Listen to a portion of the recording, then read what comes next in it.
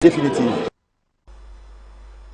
Autre titre d'actualité, mesdames et messieurs, le ministre d'État à la coopération internationale, l'intégration régionale et francophonie, Pepin Guillaume Angelot, a représenté la République démocratique du Congo à la réunion extraordinaire des pays membres de la SADC. L'objectif était de donner le compte-rendu de la 3e réunion du comité technique élargi au suivi de la mise en œuvre du protocole sur la santé, mais également la dérogation préférentielle en faveur de la région de la SADC. C'était ce mardi 23 juin à l'immeuble du gouvernement via vidéoconférence. Regardez.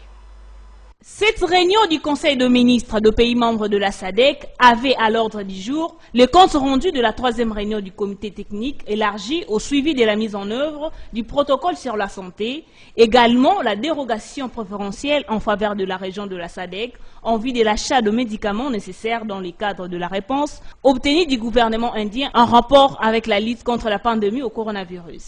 Le ministre d'État à la coopération internationale et l'intégration régionale et francophonie, Pepin Guillaume Angelot, explique. On devait traiter de deux points qui étaient à l'ordre du jour, à savoir la ligne directrice et la position de la RDC par rapport à ça, c'est-à-dire que la circulation des biens et des personnes dans la zone SADC, et sur orientation particulière du vice-ministre à la santé, on a dû intégrer ce qu'on avait déjà décidé depuis très longtemps, c'est-à-dire la situation des contrefaçons au niveau de la région.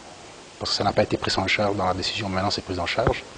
Il va falloir assurer quand même tous ces mouvements des médicaments qui ne sont forcément pas des bons médicaments pour nous et pour nos populations. L'Inde avait stoppé, avait décidé effectivement qu'elle ne pouvait plus faire le commerce sur les médicaments et sur l'assistance éventuelle en termes aussi des outils du secteur de la santé.